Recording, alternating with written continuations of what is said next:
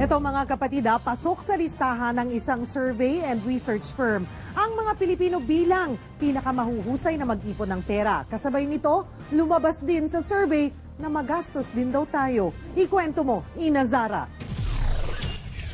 Sanay sa hirap ang mag-asawang Hermes at Cristina Huzon, pero kahit ngayong guminhawa na ang kanilang buhay dahil sa negosyo, pinaghahandaan pa rin daw nila ang kanilang future. Kasama na sa monthly budget ng pamilya ang pag-iipon. Halos 50% yung kita namin, iniipon namin.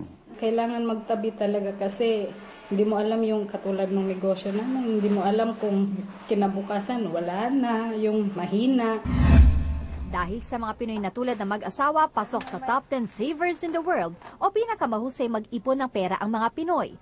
Una sa listahan ng mga taga-Indonesia, sunod ang iba pang bansa mula sa Asia gaya ng Hong Kong, Vietnam at Thailand. Pero lumabas din sa kaparehong survey na bagamat mahusay mag-ipon, mahusay din gumastos ang mga Pinoy.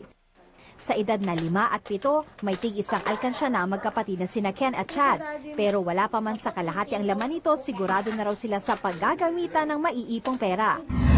Bakit ka nag-iipon? Para makapunta sa Hong Kong. Para makabili ng gamit sa school.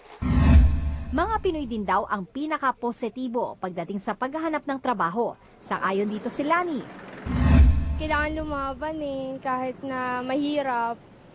Kasi para sa'yo din naman yun Ikalawa naman ang Pinoy sa buong mundo na nagsasabing kontento sila sa estado ng kanilang pananalapi.